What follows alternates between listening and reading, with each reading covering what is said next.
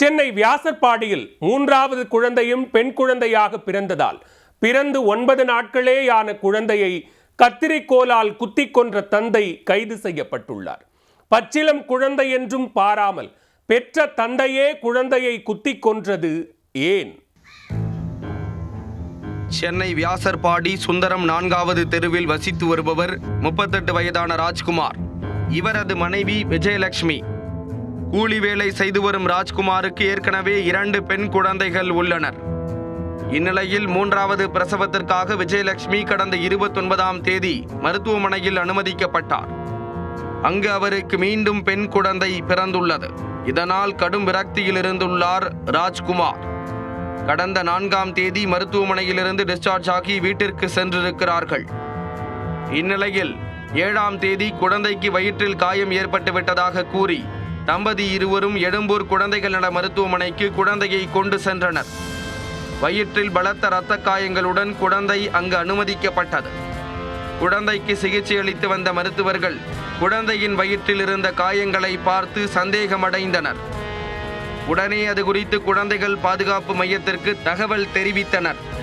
வடக்கு மண்டல மாவட்ட குழந்தைகள் பாதுகாப்பு அலுவலர்கள் மருத்துவமனைக்கு நேரில் சென்று குழந்தையின் காயத்தை ஆராய்ந்தனர். அப்போது 3 இடத்தில் குழந்தைக்கு வயிற்றில் தையல்கள் போடப்பட்ட நிலையில் உயிருக்கு ஆபத்தான நிலையில் குழந்தை சிகிச்சை பெற்று வந்தது.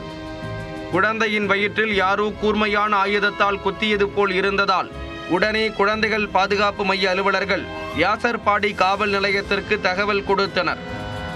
வியாசர்பாடி போலீசார் வழக்கு பதிந்து விசாரித்து வந்த நிலையில் கடந்த 10ஆம் தேதி சிகிச்சை பலனின்றி குழந்தை பரிதாபமாக உயிரிழந்தது.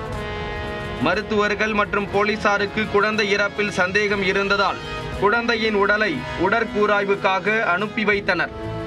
உடற்கூராய்வு அறிக்கை புதன்கிழமை வந்த நிலையில் அதில் கூர்மையான ஆயுதம் வைத்து குழந்தையை வயிற்றில் குத்தியதற்கான அடையாளங்கள் உள்ளன என்று குறிப்பிடப்பட்டிருந்ததை கண்டு போலீசார் அதிர்ந்து போயினர்.